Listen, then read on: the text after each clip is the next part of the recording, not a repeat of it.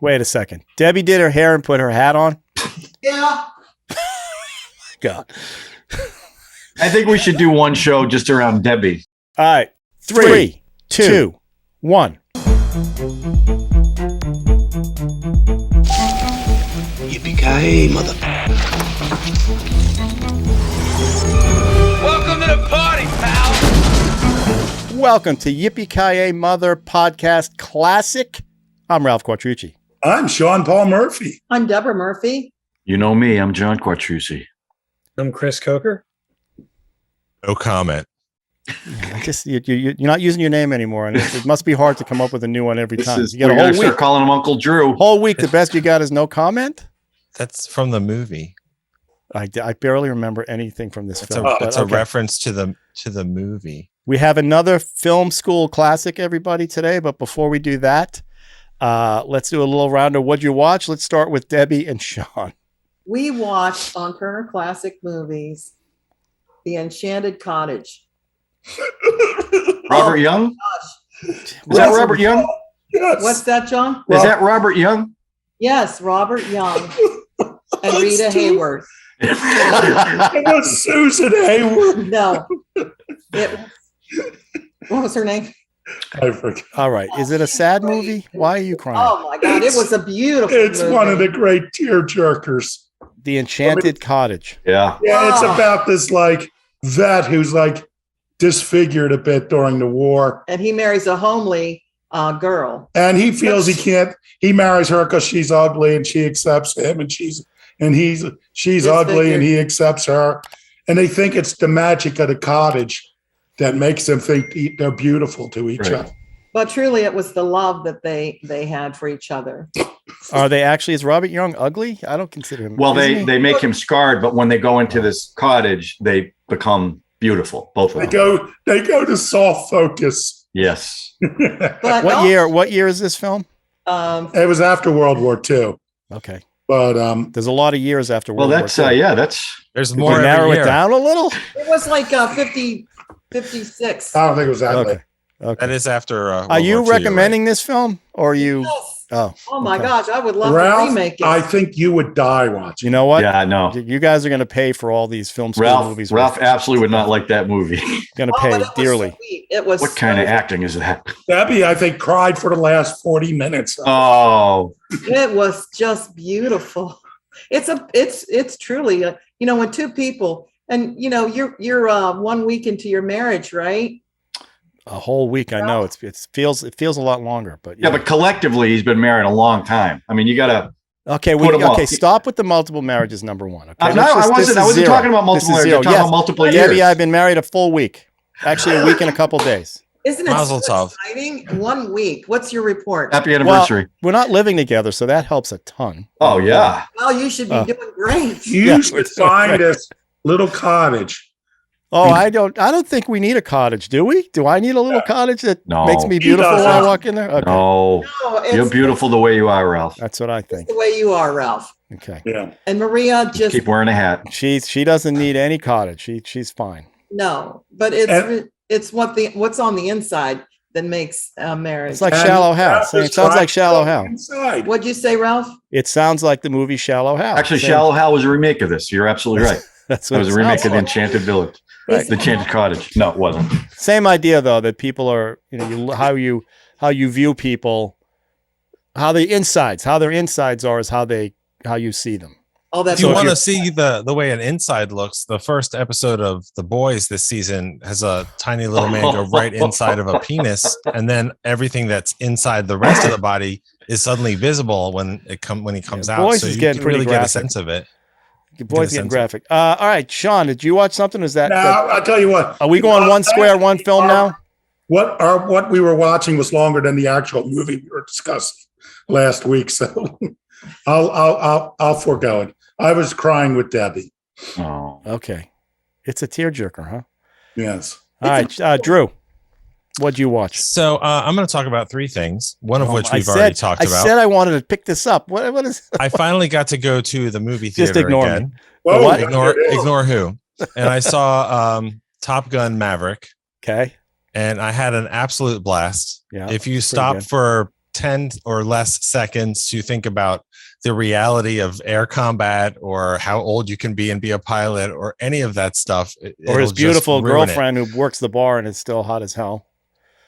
Well, I mean, it was nice seeing a movie where the romantic leads were in their Connolly. 50s. So. Age appropriate. Jennifer Connelly, yeah. She is Yeah. age appropriate, I think. Yeah. But it was a lot of fun. And I mean, I spent as much time reading about how they got the footage in the jets as I did watching the movie. Pretty amazing, isn't it? Yeah, it's just fascinating. Yeah. And the way that they combined practical and CG in ways that you don't even really think about. Right. Like, I can tell you, obviously, an explosion of a missile next to a real jet was CGI, but it feels real. And the enemy jets from, I guess it's Iran, maybe it's Russia, but the enemy 5th generation jets, those are actually Sukhoi 57 Russian stealth fighters. But the way I didn't realize the way that they shot them was they did more footage with the FA-18s and then they skinned them with CGI. So they look like that. So even those jets are actually moving like real jets, which I thought was pretty cool. Was the shot that Ed Harris does where that jet flies over his head? Yep. That was not CGI. Right. No, that was another FA-18 and they skinned the Dark Star over it. But he So did that. He was- stood there when that. Yeah. And it ruined that building. It blew it up. Yeah, they Yeah, only did for it real. once. They didn't expect that to happen. Yeah, It's a I don't fun know. movie. Did you go back and watch the first one again? I did actually watch it. I guess a couple months ago at this point, because Kelly had never seen it, and so we watched it, and we were like, "It's not good," but I It's get amazing why. how bad it is. I get why it was a hit. Yeah. And I didn't have super high expectations of the sequel until the reviews started coming out, and then some of you guys saw it, and I was like, "All right, if I'm going to see it, I want to see it in the theater," and I'm glad that I did. It was a lot of fun. Did you see it in IMAX? No, it's not playing in IMAX around here except at night. And I prefer to go to the movies at like 9, 10, 11 in the morning. So I'm away Really? from the riffraff I'm and, with him on that one. and I have the rest of the day. So we went at like 10:40 or something. Wow. To the nicest theater in the area. So it was definitely worth seeing. And it was a lot of fun. That was your first time back? No, we saw the Nicolas Cage movie. Maybe 2 months ago now. But I mean, I watched trailers and it was fun to watch trailers and think, oh, I might actually go see that in the theater because I am very much looking forward to stuff like Mission Impossible. And that's 2023. So hopefully I'll be able to go back to the theater regularly by then. Yeah. So yeah, that was good. Then the second thing I want to recommend, it's in its third season and you should start from the beginning. But I don't know if any of you have watched Evil. It was a CBS show that's now on Paramount Plus. It's by Robert King and Michelle King, who did The Good Wife and The Good Fight and Brain Dead. And It looks good. it's just so cool and it's so smart and it's funny. And especially this newest episode is actually really scary. So I was very impressed. So you should check out Evil. But the other thing I want to talk about, some of you guys don't have library cards, so you might not know what this is. It's called a book. And it's a book and it's called Run Towards the Danger. And it's by Sarah Polley. It's a series of essays. Sarah Polley's a actress, writer, director. She's been acting since she was a kid. And so the book is a bunch of essays that she has written or partly written over many years and never been brave enough to publish. So it's a lot about just her life, but also growing up in the industry. I mean, she was basically the lead in Terry Gilliam's Adventures of Baron Munchausen when she was 9. And that was an unbelievably crazy shoot. And so she's very honest and she's very smart. And she talks about the very personal stuff, what it's like to grow up in the business. And I would recommend it to anybody, but if you love movies, there's a lot of really interesting inside stuff about what it was like to be on the sets of some of these specific movies, but then also the industry in general for children, especially. She's Now, also, is she Did Brown have a Bunny? really screwed up family? Because I think she did like a documentary or something. Yeah, what she did, she's done a couple of movies that are just amazing. And one of them is called Stories We Tell. That's about 10 years old now. And she discovered that she is actually, her father's not her father, and that she was the product of an extramarital affair. Her mother died when she was 11. That's a big part of the book, of course, of cancer. And her father's basically, I think his response was, I'm going to be your best friend. I don't want to be a dad. I'll be your best friend. And that's pretty permissive for, having an 11, 12-year-old kid. So that movie is, it's really fascinating because it's about her family, but it's also about the fictions that we tell ourselves. And she's just done amazing stuff. And then she hasn't made anything in a while because she got a concussion in 2015 and lost about 3.5 years of her life. And that is a really fascinating part of the book as well. So I recommend it. What's is she Brown Bunny? Is that no? That's Chloe Sevigny. If you've seen the Dawn of the Dead remake that Zack that's Snyder Sarah did, Paul. Yeah, that's Sarah Paul. Great man. She was in Existence too, right? Yeah, That's she's the in one- Existence. yeah. She's in Exotica. She's in the Go. Sweet She's in Hereafter. Go. She's great in Go. Okay, that's the one. I mean, huh? she's a leading Canadian lady of film and television, but she's had, she got Oscar nominated for, I think, for the script from Away From Her, and she's just done a lot of really wonderful stuff. Yeah, the She's press really is about amazing. you're talking about that shoot she did with Terry Gilliam. That's the Mhm. press I've read about, that she said there was some crazy stuff that went on that set. Well, it's cool because she talks about the crazy stuff that she remembers, but she also talks about what do I actually remember and how close was it to reality. And she talks to people that worked with her on that shoot 25, 30 years ago, including Eric Idle and Terry Gilliam. Mm. And it's funny, the acknowledgments of the book are just a list of almost everyone in the book and how helpful and supportive they were and reading stuff and being honest. And it's really good. It's not very long. And you can read the essays in basically any order you want. So Run Nice. Toward the Danger by Sarah Polley. I finished that this Can't believe weekend. It's very good. How literary you are. This is amazing. Books. Well, it's still a book about movies, so it's Yeah, okay. but still. Chris, what do you got? I've been watching. I just started the Netflix series called Lupin. It's a French TV show. It's fun. It's based is the wrong word, but back in the turn of the century, 19th to 20th century, a guy, a French writer named Maurice Leblanc, wrote a series of stories, some novels about a gentleman thief named Arsène Lupin. And it's not an update or an adaptation. It's a story about a guy whose father is possibly framed for stealing this necklace by some very, very wealthy people. He was the chauffeur / butler type character. And he was, he was guilted into committing suicide. Maybe, we don't know. And basically it's about how this son uses the character of Lupin as inspiration to seek revenge on the people who did this to his father and by extension himself. And it's really, really good. I've only watched there's two, it's only 10 episodes so far. I've only watched the first 5.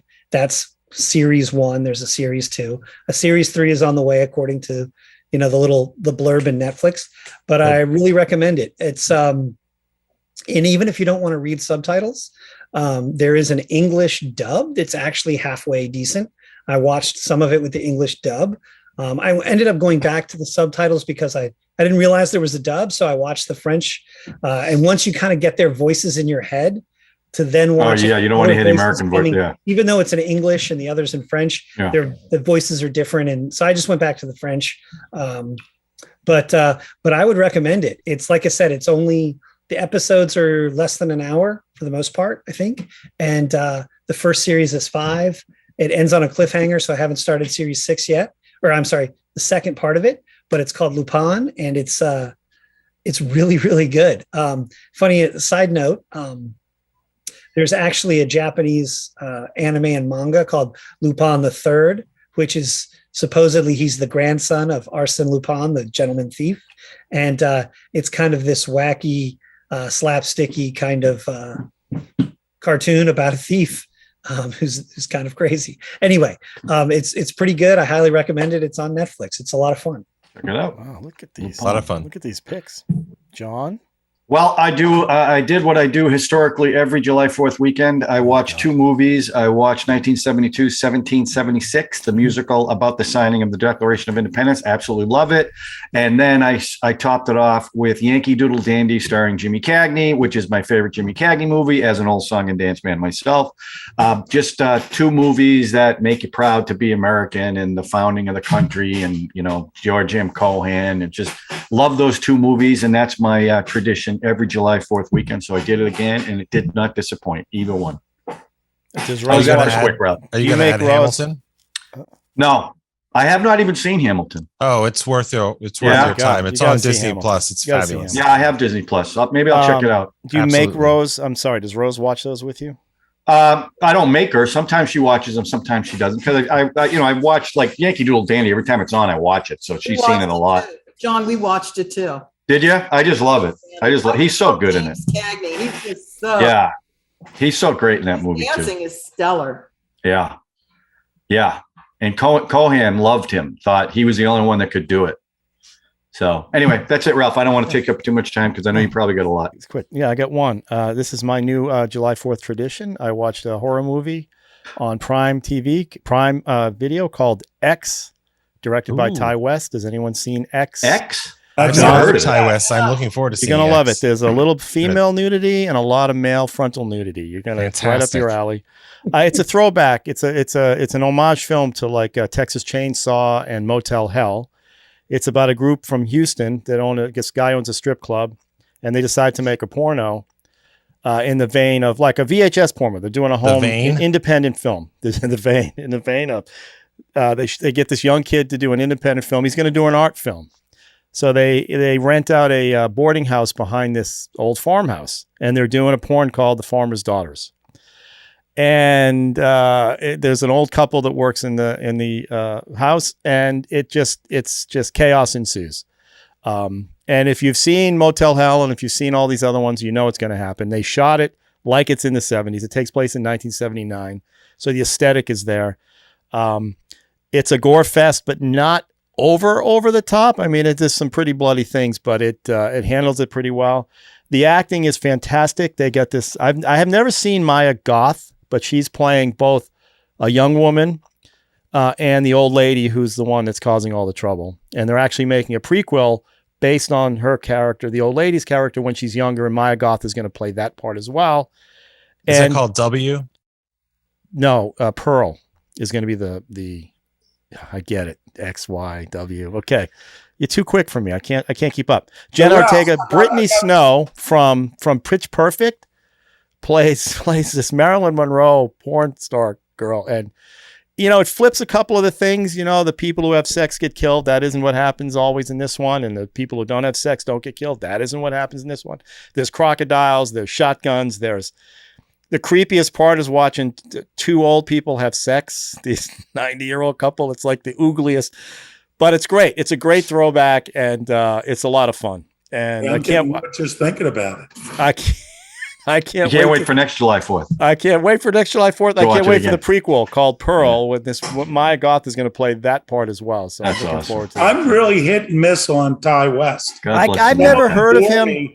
But there's an earlier one that's just like this that was set in the 70s, and it had so much. It's about this people going to babysit at a house, and they're going to be ultimately they're going to be sacrificed.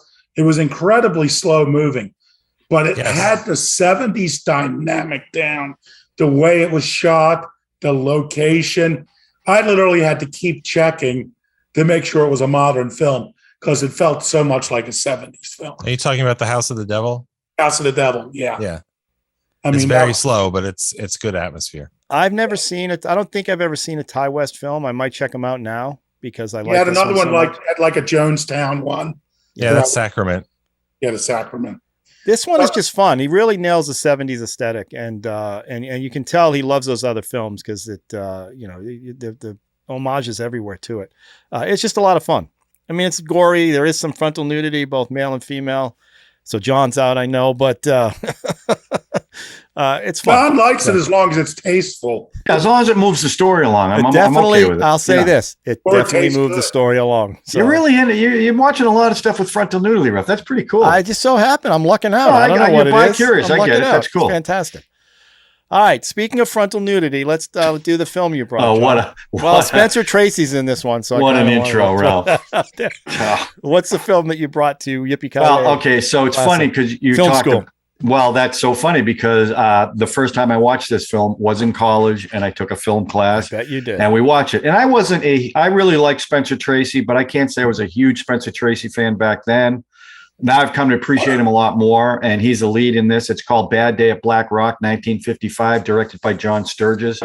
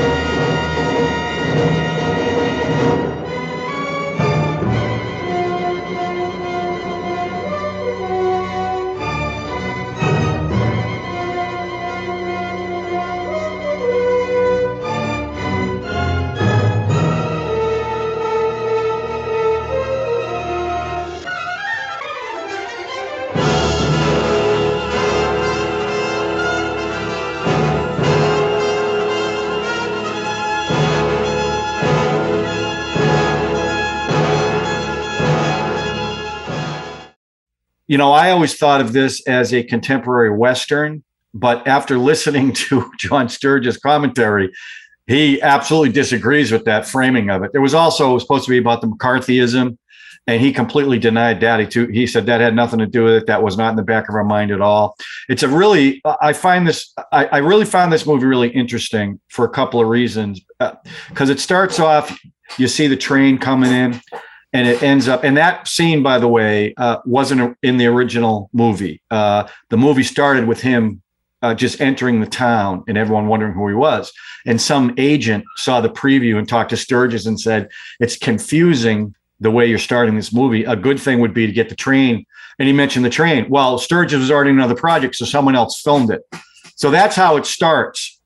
And then Spencer Tracy plays John McCready, a World War II vet who comes to this town, which is, there's like 7 buildings and there's about 15 people in the entire town. And through the course of the movie, the tension just builds and builds and builds. He's there because a young Japanese comrade saved his life and also got a medal. I don't know. I don't even know if they said what the medal was. No, we don't find that out till about an hour and a half into the film, even though the film's only an hour and 20. He wants to find Komoko, the soldier's father, to give him the medal. He's also, he's crippled. He's got one arm that doesn't work. It's in his pocket the whole time. And as soon as he gets into town, everyone's curious about him. And you can tell something's up because they're all being evasive. They're trying to get him out of town. And the movie is a slow build to what happened to Komoko. What are they all covering up? And it really is a little bit, it does have a bit of a High Noon flavor to it because he's all in black, which normally would be the villain. But in this, he's the hero.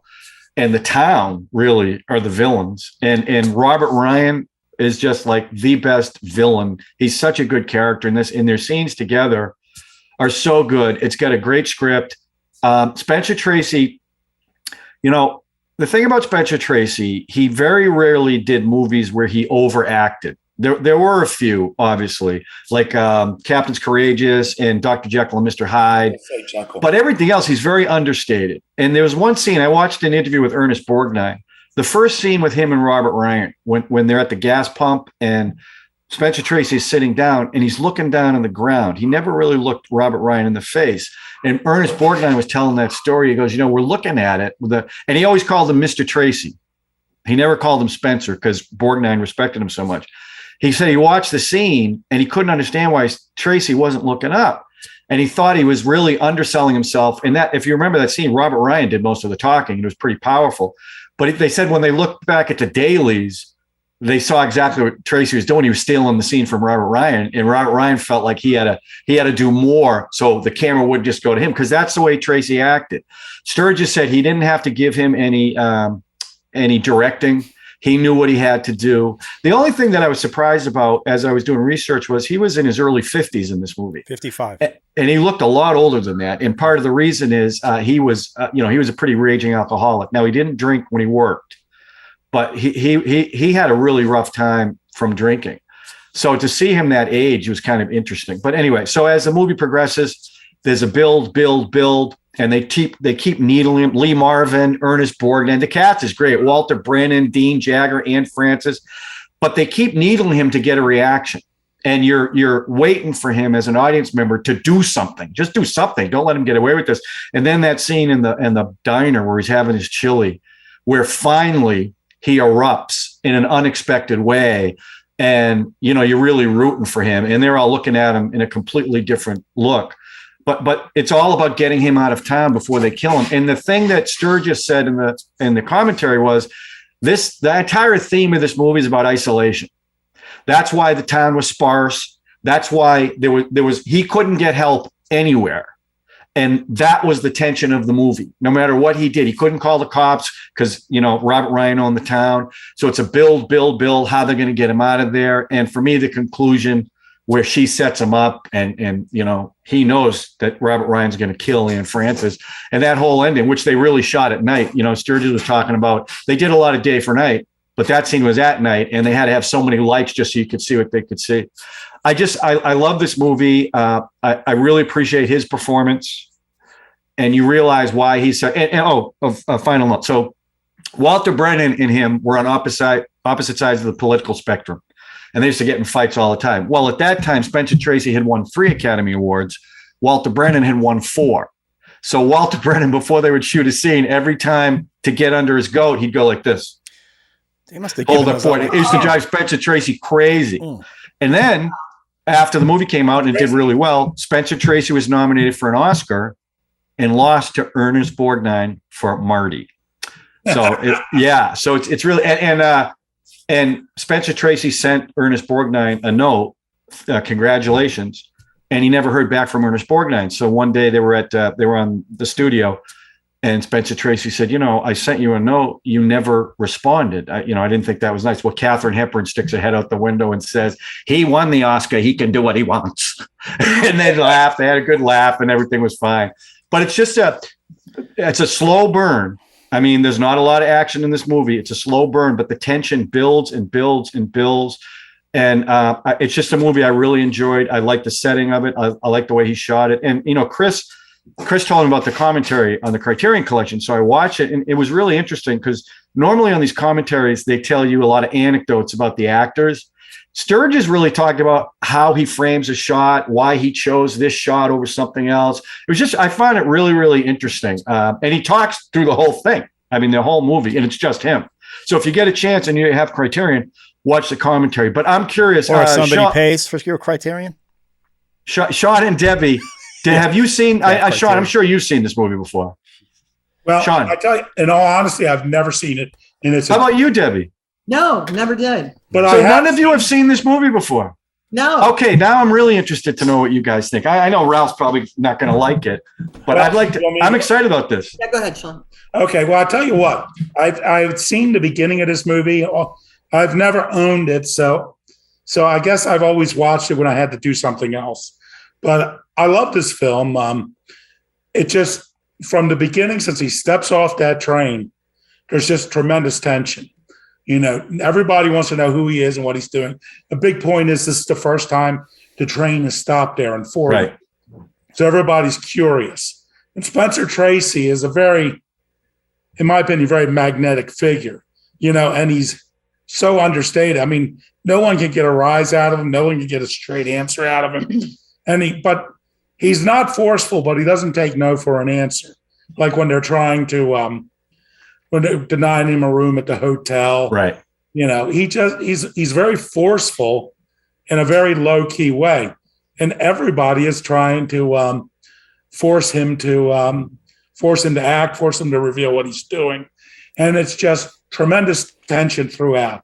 And the tension builds. And it's great because it's a short film.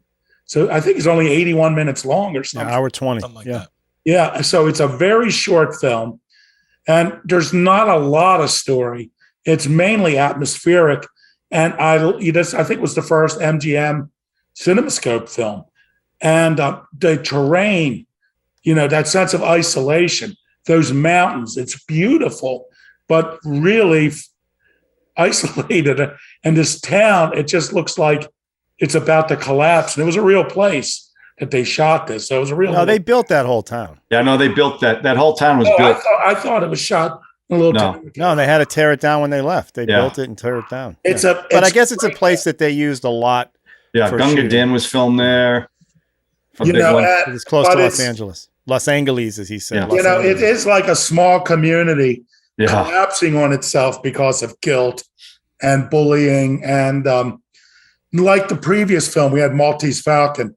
One of the reasons this film works so well is because of the supporting actors. Right. Robert Ryan is a great actor. He's very menacing in this film. And he's somebody people don't know about today, I don't think. But, Ernest Borgnine, a lot of people have this upbeat opinion of him because of McHale's Navy. But even in earlier films like this one, he is a real bastard. From Here to Eternity. He a bastard in a lot of early films? From Here to Eternity. And even in the 70s, probably his meanest role was Shaq in Emperor of the North, or sometimes it's called Emperor. Oh, yeah. A Robert Aldrich film. And I think Sturges is like a manly man's director, tells male stories like Robert Aldrich. Sturges has also done Magnificent Seven, one of my favorite westerns. Great Escape. Gunfight at OK Corral. The Eagle Has Landed. I mean, he does a lot of male-oriented Marooned. He did Marooned. He did Marooned? I didn't know that. I think so. I think that's what I read. The IMDb. I just did what everybody does. But. Yeah. So, well, I knew his films. I didn't have to look them up. Lottie fucking. Yeah, no kidding. But to me, he is always someone who reminded me of like Robert Aldrich, who was did like Dirty Dozen, Emperor of the North Pole, Longest Yard. Also, I think Flight of the Phoenix. So they're very male-oriented, like Sam Peckinpah too. And but there's something about Sturges. He's very economical in time. I mean, if you look at it, Magnificent Sevens, it's like a retelling of Seven Samurai. Right. But Seven Samurai was like a 3.5 hour movie. Yeah. Magnificent Seven's like 90 minutes. So I mean, he had to do a lot with a little. And having this great cast and Lee Marvin, I mean, everybody in this, it was easy, because there's, how many characters were there? There weren't that many. Like it's a very, like Maltese yeah. Falcon, it's a very small cast. Right. And everybody had to be good. That's but right. If they were bad, it was going to be very obvious, especially with this group of people. And one character I really was looking at was Walter Brennan. To see him in a young Walter Brennan, that was amazing to see him, as a young guy. But there's one problem I have with that movie. It was full of tension and everything, but the solution would have been for Walter Brennan is just to give him a lift into the other town. Well, that's what he tried to do. Well, he only had the hearse, and they disabled it. The girl's car. The Jeep. Well, the girl wouldn't have given him the car. Right. He could have borrowed it for like. That's the one problem you have. Yeah, pretty much. That would have been. Sturges said he did about 80% of the movie was first take. Right. So he was able to do it really quickly. He didn't believe in doing a lot of takes or a lot of coverage either. He said it's not necessary. And with that cast too, I can't believe you'd have to do a lot of takes. Because Spencer Tracy was always, first take because. Well, what was his? Okay, we're talking about what a great actor he is. He is. What was the acting he did in this film? All he had to do was stare at people while they're doing their lines. He didn't have to react. He didn't have to, he wasn't. That's what makes him a great actor. He goes, he's a good listener. He's a good listener. Okay. Yeah. All right. Yeah, but you were talking about for story. Chris, Chris, did you, is this the first time you've seen it or have you seen it before? No, this is actually the first time. I had started watching it, but unfortunately couldn't finish it the time I was checking it out. And no, I had never seen this before. And this is one of those films that you can't help but wish you had seen in the big screen. Like, I mean, seeing something like this at a real big movie theater with a huge screen, and referring back to the commentary, he talks about it a couple of times and how this was one of their first big CinemaScope projects. And he's like, people were saying how like, yeah, but there's nobody in it, Right. And he's like, I don't need 100 dudes in togas. It's like, that's the thing and it does. I mean, and I love that feeling because it starts out with that great train sequence. And, that is so, propulsive, right? It's so the train. I always feel like trains, especially if you do the sound right, just ratchet up the tension. And then he gets off. And so you're already kind of in this tense situation. And then it just kind of plays out from there. I really enjoyed it. And talking, like we've already mentioned, the cast is amazing. Lee Marvin just kind of oozing, I don't know. Lee Marvin-ness. Yeah. No, he's when he's sitting on his bed, just kind of. He just couldn't tuck his shirt in. It was driving me crazy. The back of his that's shirt. Just funny. Like, it's just kind of seeping like this, venom, for lack of a better term. And everybody in it was great. And, it's one of those things I used to say that, if a movie isn't at least 90 minutes long, it's not a real movie. You don't have enough story for 90 minutes. Maybe you need to go back and rework it. Now, I know this was a different time because they used to show shorts and cartoons and double and all those things. So back then it was a little bit more, but man, it is just so tight and it just goes. I thoroughly enjoyed this from the get-go. And as far as like, I'm interested to hear your take, Ralph, because, you had mentioned that the Maltese Falcon felt so stilted. to you from an acting standpoint? You know, I felt like everybody in here felt really pretty real. Like Ernest Borgnine is such a jerk, and Robert Ryan has this kind of, hey, I'm the reasonable one. I'm going to talk to you like a reasonable man to man, but you better realize that you better get out of here. We don't need you around here, you know. And this whole idea that the train hadn't stopped in 4 years, kind of, you know, hands it over to this idea that, you know, that there's a secret. They have a secret, and it's still, even 4 years later or more, that even longer, you know, that it's still a problem, you know, that's the one thing. And maybe I just missed this. I don't know how long it was from the time that Kimoko is killed to the time that Spencer Tracy shows up. I wasn't sure if that was weeks. I read something. No, I read something like this. They killed him during the war, I guess. They killed him right after Pearl Harbor. He went down to Pearl Harbor. Robert Ryan came back from not being accepted into the military. That's and was angry, and then they killed him. I don't know what year this takes place. How old Spence? Because it said 45, I think, in the movie. So the war just a few months.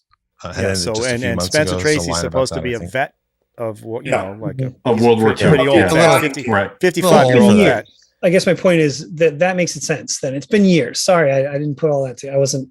Somehow or another, I wasn't putting, because I wasn't sure when the movie took place. It was made in 55. So I wasn't sure. It felt kind of like 55, but then, you know, she's driving that surplus army Jeep. And I thought Sturges said it was 47. I think 1947 is what I heard. It had been a while. Yeah.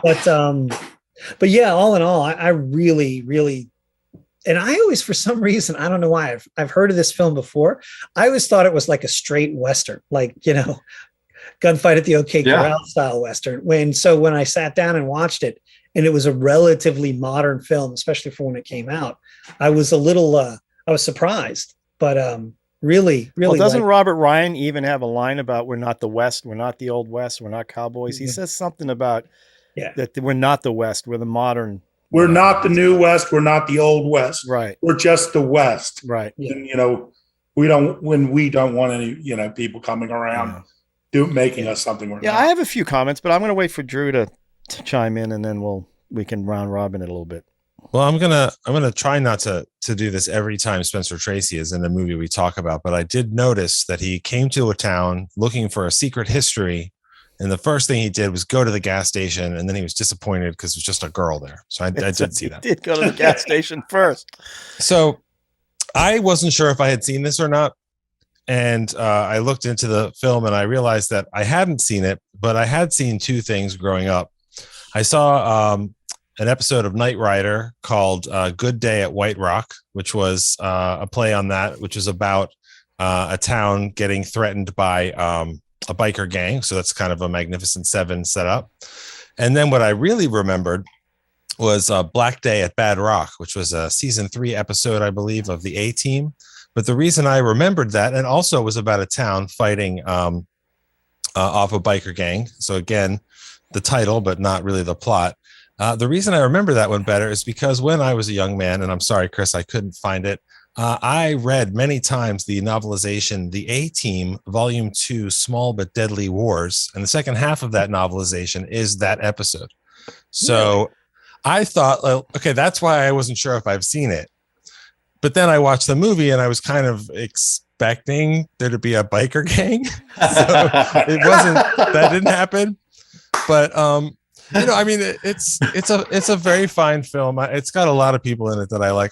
I love Ernest Borgnine, and I love that he played this terrible schmucky bully the same year that he won for Marty, which is just a wonderful, sweet movie. And he was excellent in both of those roles. I like when Robert De Niro does Awakenings and Cape Fear in the same short amount of time, and you feel that emotional whiplash because that's how good they are.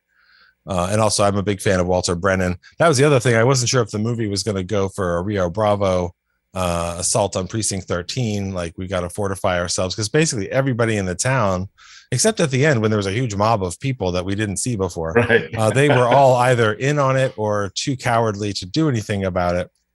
Until the end. I also did not expect, I thought there'd be a higher body count, frankly, because so many people were guilty. But it's a classic that I had slipped by me, and I'm glad that I watched it because it's definitely slow for a slow burn thriller compared to some of the things they might do today. But I as I said last week with last week's movie, I have noticed there has not been a straight remake of this film.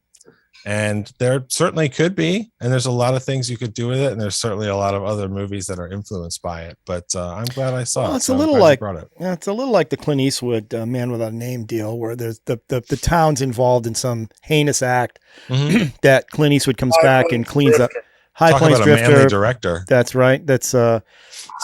I mean, that had this vibe. I think what I took away from this film that I had to watch. And by the way, I enjoyed the commentary, listening to Sturges talk about the film way more than I enjoyed the film, because I just loved the stories he was telling. But it's also a film to me that I think is a film based around its movie star. Like Spencer Tracy's a movie star, and everybody respected Spencer Tracy. So no matter what he did in this film, these guys were going to think he's the greatest actor in the world. And basically, he walked around like in a coma until the karate chop scene or the judo, whatever he did. The judo. And I'm glad that I had some questions. Ernest Hemingway, according to Sturges, had the same question I had about that whole scene where he creates a Molotov cocktail. And I just couldn't, again, I love the technical aspect of this film. I love the cinemascope. I love the way Sturges talked about staging the actors within the frame and how they weren't used to widescreen, and how do you shoot a close-up in widescreen? And, he explained all that. I love that inside baseball stuff. But as the film is going, the mystery of the film, I know it's about him trying to search out his friend. Or not his friend. He's not his friend. It turns out it's the father of the kid. But we don't hear that until maybe an hour and 10 minutes into the film, that this kid died in Italy, and he has a medal for the father. That's the first time we heard about that MacGuffin, which was the medal. And the whole, we knew he was there as soon as he goes out to that place and sees the burned out thing. I had no idea that daisies grow if you bury a body in the desert. That's the other thing when he picked those little flowers. Try that. I don't know if that's true or not. And that's how he knew there was a dead body there, because of the daisies he picked. And the idea, okay, can we talk about the Jeep? That's what year is that Jeep? Did they make automatic stick Jeeps, or was that a 5-speed Jeep? I noticed that. How the hell is a one-armed man going to drive that Jeep? That's what I want to know. Okay, number one. First question. How does a one-armed guy drive a Jeep that he has to shift and drive at the same time in those backwoods, and he's getting with his knees? Okay. Second question. How long? And he gets by. What's that? She was like, "Do you need my help?" And he's like, "I can get by." Of course. So he's shifting it. I don't know how he's doing it, unless it's an automatic Jeep, and there may be a model that's automatic. It's movie magic. Okay. I understand that. Now we get to the Molotov. The Molotov. Now, if Robert Ryan wants to kill this guy, and he wants to kill this guy, why wouldn't he have Ernest Borgnine up on the rocks and triangulate and shoot him that way, instead of spending 20 minutes around this Jeep to give him time to make the Molotov cocktail that took forever? If you watch him, he's got to do all this stuff with the one arm. He's got to take his time. You didn't like the real-time Molotov cocktail? It's like, come on. Just be done. Ernest Hemingway said the same thing to Sturges. He goes, dude, you can't. That Molotov cocktail thing took too long. That guy would have come around. He would have been gone like that. Yeah, but it made it past the 80-minute mark with that. So, but it's a movie for a movie star. And Spencer Tracy's a movie star. And they put him in this thing, and he could do whatever he wanted. And I understand. That's okay. That's why I watch Mission Impossible with Tom Cruise. Tom Cruise is a movie star. I'm going to go watch him do a movie. I don't care. Are you comparing Tom Cruise to Spencer Tracy's? Spencer Tracy could never hang off the side of an airplane. But are you comparing their acting? Are you lumping them together with their acting? I didn't think Spencer Tracy acted in this film. Oh, wow. Period. That's what the acting is. Wow. I don't think he acted. He didn't react. He just kind of stared the whole time. Well, he didn't have to do anything. Listen, I know that's a style. Look it. I'm not an actor, John, so I don't know what it takes to just stare at somebody while. A story that Billy Wilder, that they were saying Billy Wilder and Jack Lemmon, I think during Some Like It Hot, they would do a take and he'd pull Lemmon aside and say, less, or it's the apartment. And they do it again and he'd pull him aside and go, less. And he pulled again third time. I said, less. He goes, if I do any less, I won't be acting. He goes, perfect. Maybe that's the skill. Maybe that's the skill. It is. But you guys, even Ernest Borgnine is the person who came up with him doing the judo. Because Ernest Borgnine said, I'm a big guy. If I see a guy with one arm, I'm going to beat the crap out of this guy. We're going to have to come up with something else. And even Spencer Tracy, you heard that in the thing in the Daily. Spencer Tracy goes, that guy's going to kill me. He can't let that but then happen. What happened? They got a Marine guy to come in and say, if you karate chop him like that, you would have killed him. Okay. And the other thing Sturges did is what he nailed the door shut. So when Bergnine went through it, he had to really get through it, and he wasn't ready for that. But that's the take that they I'm so glad you're enjoying my Criterion collection. That's awesome that you're using it. That was amazing. So much. Okay, so I understand that this film's wrapped around Spencer Tracy and the reverence for him. Like you said, Ernest Borgnine calling him Mr. Tracy. Yeah, but it's John, stop. Okay, stop. I still have to talk about it as a film. And you guys are going to sit here and tell me that the mystery in this film is so amazing, it blew your mind. No, I want to know who said that. I want to know who said that. That's the feeling I'm getting. Who said that? The feeling I'm getting is, that mystery. No. It's wrapped in an enigma. It's amazing how you didn't know what he was doing. This movie is, I think, of its time, but also, I think, in a relatable way. This is a movie about America and how America would like to be, because the lead man is he's unassuming. He projects strength. He has integrity. He doesn't need to give you anything if you bully him, but he also doesn't really care if you bully him because he's got a lot of confidence in that. And it's about a whole town that has failed. They've failed on a basic level as a community. They failed on a basic level as people, alone and together. And so the movie it's wrapped in these different genre things, but it's like you said earlier, it's not quite a Western. It's not quite a, what are they, neo-Western or whatever, but it feels very American. And like, to me, that's the theme of the movie, is that, that there has to be some kind of, civic responsibility in the community that you live in, whether it's this little town or it's our country or the world or any of that kind of stuff. And there's a real timelessness to that that's fine as a nice. theme. I'll buy that. Like High Noon. So, I mean, that resonated not to mention, with me a lot more than the mystery. It's pretty progressive to be sitting there and talking about anti-Japanese, sentiment. It is. I noticed as early as they did that, right? That's the other thing also that's progressive. He has one arm. I don't know if he's missing his arm completely or if his arm doesn't work or whatever, but there's really nothing in the movie.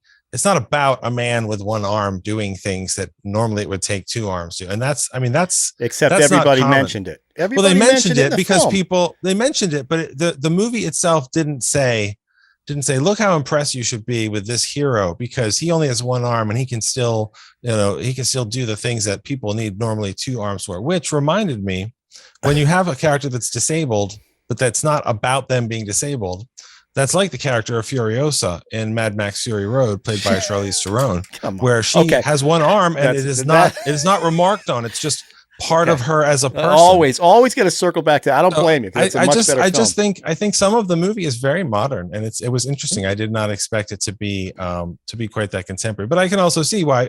Sturges can say the movie is or isn't about whatever he wants, and I think once you put a movie out there, people are going to bring their own things to it, and that's fine.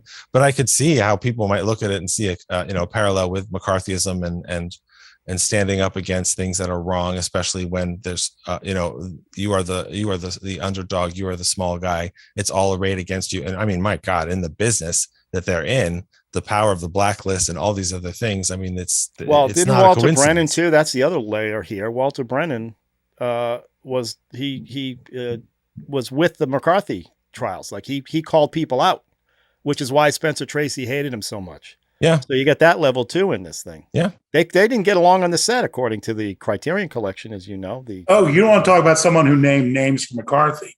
It was Peter Lorre. The way he did it was when they called him and they wanted to know, have you met any suspicious people in Hollywood? He literally wrote down a list of every person he met in Los Angeles. There you go.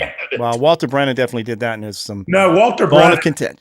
Was apparently a racist and an anti-Semite. No offense, to people who enjoy No him. offense to Walter Brennan. I don't get it. No What? offense To to people who enjoy him as an actor. Yeah. Oh, You might like Walter Brennan, but the character. But as well, that's why we can't know anything about anybody. Otherwise, that's why it's best not to know anything. But okay, but I listen. You can still love On the Waterfront, even though the director is a terrible, terrible person in that era. It doesn't mean that that movie isn't any less amazing, but I think it's important to. It's sort of like the Me Too movement today. It's sort of like, how do you? Sort of like it's just like it. Yeah, exactly. Yeah, exactly. Now this is a little like Witness, Harrison Ford in Witness. The unsung hero walking around fighting evil. Did you guys expect me to like this? You knew I wasn't going to, right? No, wait, Ralph, in your defense, I'm going to say this, because I love the tension. I love the buildup, but I'm telling you, the problem was in the writing of this, because they should have had a better MacGuffin, what was going to trap Spencer Tracy there. They should have had a better MacGuffin. Well, the twist it was in the middle of nowhere. There was nowhere for him to go. The twist was that Aunt Frances was she could have given a ride into another town. There was, it took him the train to get there from Los Angeles. Aunt Frances was the femme fatale in this one. That's the one twist in the whole thing that came out of nowhere. Was she was the girlfriend, I think, of Robert Ryan. Mm-hmm. But here's the stupid thing: the stupidity of Aunt Frances in what she did was basically, she didn't hold up to be a good person. She was no one. Yeah, she was setting him up to be killed. Yes, that was evil. Very much so. Well, and the brother was trying to help, and she ended up turning on her brother too. Exactly. So he's trying to overcome 4 or 5 years of cowardice and shame, which is what the sheriff was trying to deal with. I mean, that's a huge part of the movie. How do you, the mortician, like, how do you get past that to do the right thing? And the sheriff. Well, he was the doctor and a mortician. That's right. He was a veterinarian. He was a veterinarian. Someone goes to him, he wins either way. That's right. Always money in there. Yeah, I mean, I understand. I walked away from this film going, okay, it's about Spencer Tracy. This film's all about Spencer Tracy. Until I listened to Sturges talk about the technique and his reasons for why he did what he did. But the reverence for Spencer Tracy was enveloping the whole thing. Ernest Borgnine, everybody was deferential to that guy because he was the movie star. They were deferential behind the scenes, not in the movie. No, I'm saying that. I'm saying I don't understand. He could do no wrong. No matter what he did, they were going to think he was this, like you said, just looking down at his feet. Oh, it's an amazing thing that he did, and not reacting when Lee Marvin is doing his thing in the cowboy in the room. Yeah, but I mean, isn't that the point though? McCready's he's keeping. I understand the point of his character close to his vest. I'm just saying. He's not reacting. I'm saying I understand that. I understand it. I understand why everybody looks at this, but I still believe that this is a Spencer Tracy film, and just like Sean's saying, the great shot of him walking into the town with the black suit and the black hat, that's all you needed. That's Spencer Tracy doing that, and it's like, oh, it's Spencer Tracy. I don't know, but. Yeah, I disagree with that too. That's fine. Disagree all you want. I mean, you cannot like the movie, you cannot like the style, but it's not, a Spencer Tracy star vehicle. That's not it. He's just brilliant in it, like he usually is when he does You're movies. Use brilliant. Yeah, well, he is brilliant, Ralph. If you look at his career and look at his films and how many Academy Awards he's won, that's fine. But the they guy's gave a away. It brilliant turns actor. out if Brennan got 4 and he got 3, they gave away Academy Awards. No, he got like more candy. because he got one for he got another one after that. Okay, so 4 and 4, whatever. They gave him out like anybody got one. Like every year. Every year they got one. That's ridiculous. John, I don't Brennan was care. very No. That statement about the Oscars is ridiculous. What they just give them out? How did Brennan get 4 of those? He was the only actor. He got Best Supporting Actor awards. Was he the Spencer only Tracy one? got Best Actor awards. Only one. I mean, there's only Spencer 2 guys. Tracy is a brilliant actor, and if you look at his, like I said, if you go through I'm his not career and look at his disagreeing with performances, that. I'm not. In this movie, the fact that he, while all the tension is building, he's trying to keep his cool with everything that's going on. And then that scene where he finally explodes, you're rooting for the guy. And it's like you let your breath out because no one knows what the hell's going on. That's the whole point of not doing the medal right away. They want to build up. What is this guy here for? That's what the town's trying to figure out. and then they trickle The it down. town knew right away. Robert Ryan knew. No, right they didn't away. know why he was there. They didn't know why he was there. Well, they figured out pretty quick that it's about the Japanese Well, farmer. Well, as soon as he said he was going to go out to that, Adobe We didn't Flash. hear about the Yeah. medal. If he had just said, "I want to give him a medal," maybe somebody would have helped more. But Can he I never say said that. Can I say something? Yes. oh, okay, you can. Okay, thanks, Sean. I think the most ridiculous scene in the whole movie was at the very end, and Walter Brennan is begging Spencer Tracy for the medal. For the medal. And I'm For the thinking, town. who For the the town. heck cares It about means this? something. They're trying to rehabilitate the town. Right. That was for their guilt. They were trying to say. I understood as a the theme reminder. of the film. I got the theme of the film. Okay. No, I'm telling you, Debbie. What are you going to tell the young people in the town here? Well, there's like maybe 2 babies or something in the next 20 years. Well, they killed the only Can I woman. just finish? Can I just say? There aren't can I gonna be just any finish my babies. point? Can I say my point here? Thank you. Okay, so here, kids. Here's a medal for our town because here's what we did. We killed Kamiko. We killed this guy. Okay, For no reason other than we hated him. Well, they didn't kill him. They covered it up. and this is his son's medal. Okay, now what kind of truth? What kind of stupidity is that to hold up to some kind of good thing? That medal is It's not a good thing. It's a reminder of the awful thing that they covered up. Yeah, it's but their why- penance. but- Taking the medal is their town's penance. but it Yeah. does no good for the kids in the town. Well, if you notice, there were no kids in the town. yeah, and they're, there not- weren't gonna they're- be. and they're not going to be. The any. 12 people that were there They're were not- all part of the they're gonna conspiracy. put that town behind them. They're going to move out east. Well, it didn't look like anyone had been Come doing back much to the for West. it. Doesn't look like they've been. Chris is getting frustrated. Chris, I want to hear you're getting frustrated. No, I'm just going to say this, Debbie, is that yes, I mean, while the children of these people probably would have no actual guilt of the crimes that their parents covered up, there's a reason why we hang on to we remember even the terrible things. It's a lesson to the children to be a little bit more, accepting of different people and to maybe temper one's anger, because this is the terrible thing that we did in the past, and now as the children, it's a reminder to them not to repeat those same mistakes. I mean, it's such a cliche about, Yeah, but here's the thing: a child will doomed to repeat history, but it's a cliche for a But reason. didn't everybody go to That's jail? true. I mean, the doctor stayed, the sheriff stayed, right? The telegraph guy is going to jail, right? Because he was. So all of them get taken away, right? So how many people left in the town? About 10 people. That's what I said earlier. There were a bunch of people watching them get on the train, and I was like, That "Where were last those people scene. hiding?" Yeah, That's Well, right. they did They were talk all about- state police. You know that scene where Robert Ryan's talking to his posse up at the top of the train tracks? Yeah. Sturges talked about how all the other people were watching them talk, but they didn't hear what they were saying because they knew that they were conspiratorial and they didn't want Right. to get involved. Right. So they knew everybody in that town knew what was going on. That's why there's no mystery. The only mystery was why is this guy suddenly coming into town? But once they figured, as soon as he gets the Jeep and heads out to the Adobe Flats, they all know what he's there for. well, And but that's they why don't they're know trying who to- he is. Is he a U.S. Marshal? Is he someone bent on revenge? Is Someone he looking to figure out someone something, right? looking He's trying for to solve daisies? something. Yeah, Well, they thought he was what is that? trying to solve the murder. Like they're Yeah, trying and to, they're right. They Right. intuited it correctly. That Well, that wasn't he was his a danger original to them. intent. His original intent was to just give the medal. Then when everyone's acting so spooky about Kamoko, now it's like, okay, now there's a mystery on top of it. When that wasn't there when he first got off the train. Yeah, he And then wasn't that last expecting line that. is brilliant. Was a lot of commotion here. We this is the first time we stopped the train, and he says, "No, this is the second time we stopped the there's train." a Yeah, I shooting. thought that was a great last line. Yeah, Yeah, I love because that. Sturges said that's a great last line. Yeah. How is that a great last line? It is. It's a Well, I because it- thought it was a great last line. Oh, you I guys thought are it was so the start easy. of a beautiful friendship. and it was That's a good last exactly, line. and it was That's a great delivered so last line. brilliantly by a great actor. Jesus wept. That's a great last line. Oh yeah. But I don't know. Convince me.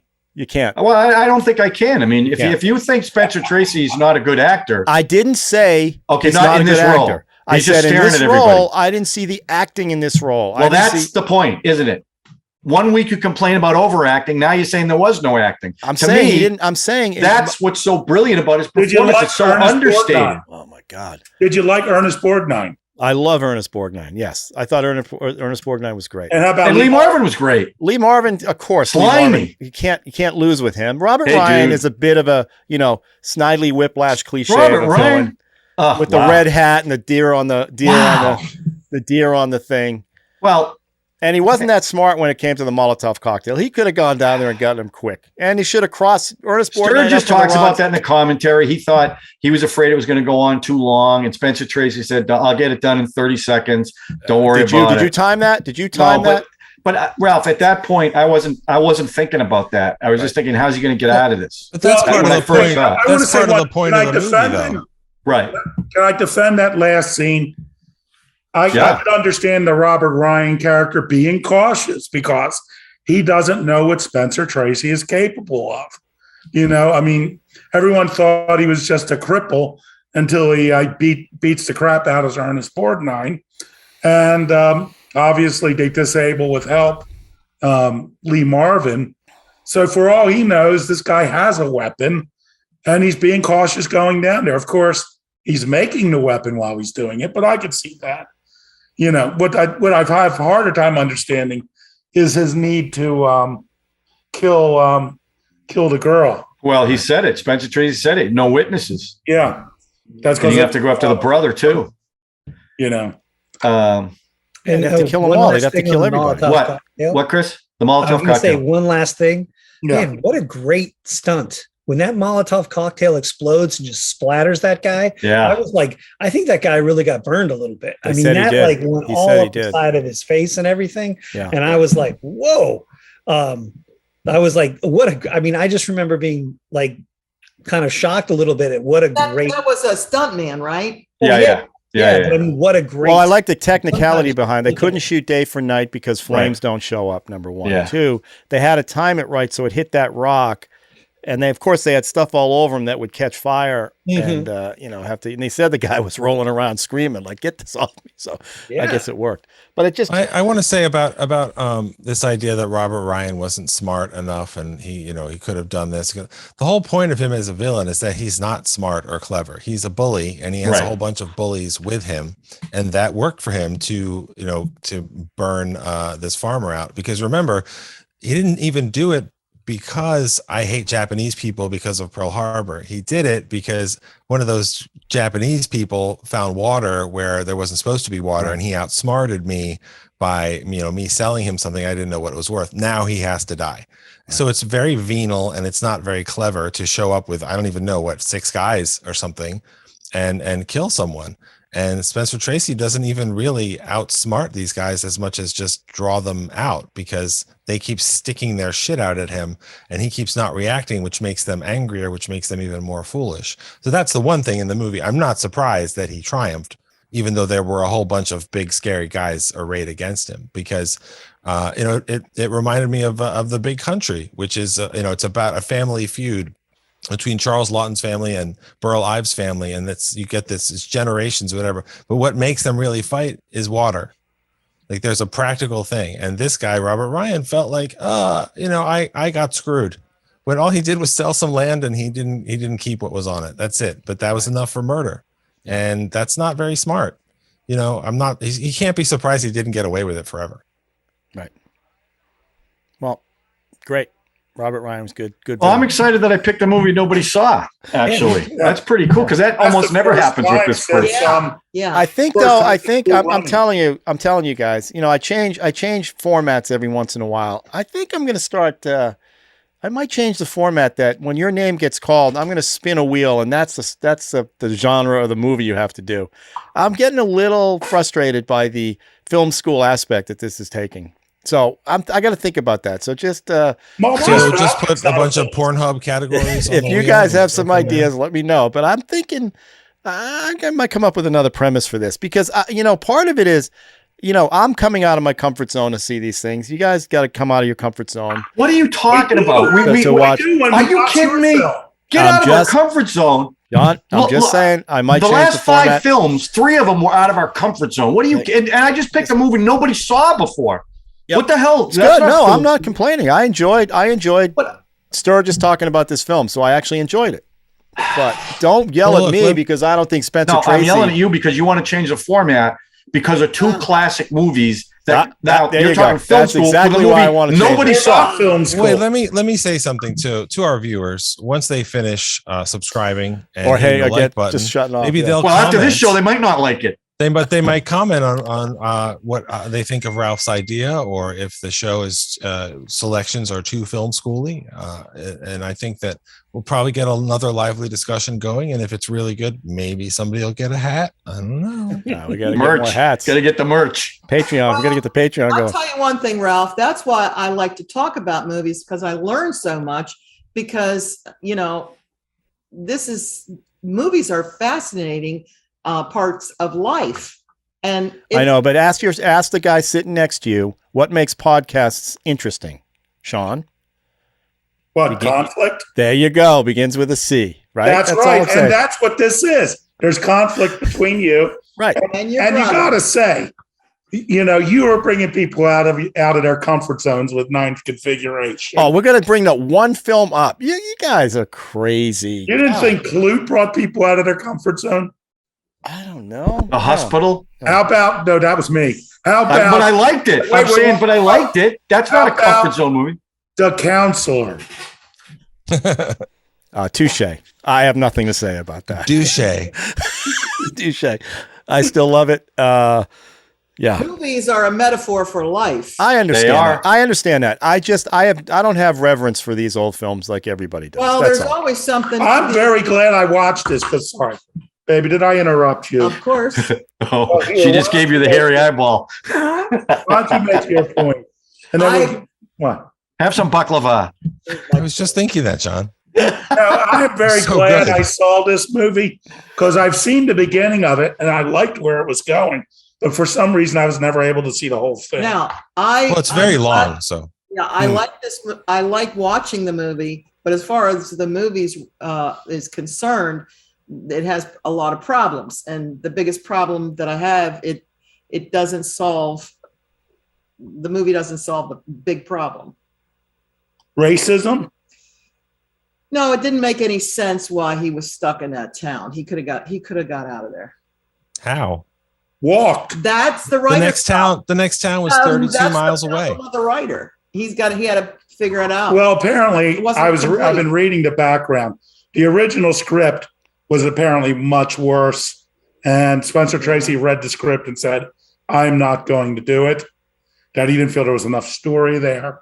And it was originally Richard Brooks, who I think called the original script, a piece of shit. And I could concur. And Sturges saw the possibility and worked on the script with the writer and got something that I read the original script was he was a detective searching for the medal winner's father. That was the original premise. And then Spencer Tracy didn't want to do it. And they said, well, we're going to give it to Alan Ladd. And once he heard that, he went for it. But they also created the arm thing just for Spencer Tracy to get him to do it because every actor likes to play somebody disabled. That wasn't in the original.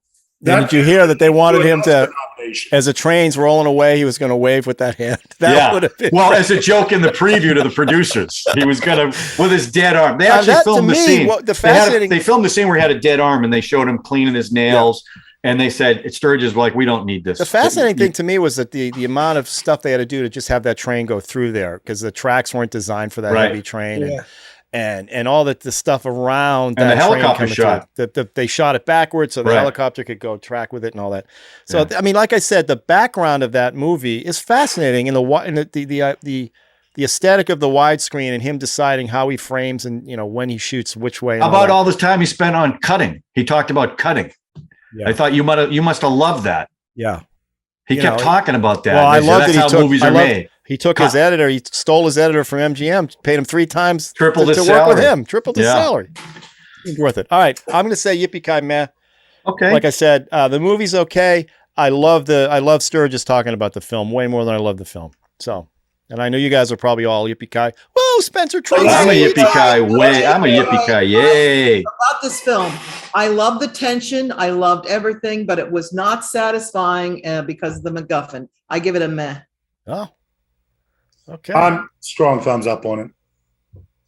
Chris, Drew? I'm Yippee-Ki-Yay. Drew? Yeah, nice. All right. Good job. All right. I'm still pondering this new format. I got to figure out something. But until then, we'll stick with what we got right now. And then there were two. Then there were two. Here we go. Well, there you go. We ought to get something out of our comfort zone. I can make you very uncomfortable if you want, but I'll come up with something good. I've narrowed my list of movies that I would bring to you guys down to only 64. So, I was going to say 40, but no, it was like 137, but funny. I took some to Movie Strange and I said, this isn't really for them. But the other problem is they keep making movies. So I can't promise you the list will get down that much, but I will let you know what we're going to watch for next week. Excellent. Let us know soon. All right, everybody. That's always fun. Ralph, I got a comment from somebody who wants to know, is any YKY merch available for public purchasing? Yeah, tell them yes. Okay. Take their money and then we'll figure it out. All right, I'll let them know. How much are the hats? The hats are $20. $22. Okay. Exactly. So got a little markup there, Ralphie, huh? Yeah, I like that. Have a good week. See you guys next week for Drew's film. Then Debbie, you're after that. And then new format, maybe. I don't know. What's that? I'm the last one. We're saving the best for last. We saved the best for last. Exactly. The best for last. Hubba hubba. Baby, I was your last one. Oh, God. That's what she told you. Yeah, all right. You're right. That is what she told me. All right. Everybody be safe. Have a good week. All right. I want to be Spencer Tracy. That's exactly right. Yeah, exactly. Okay. See you next week, everybody. See ya. Guys. Have fun.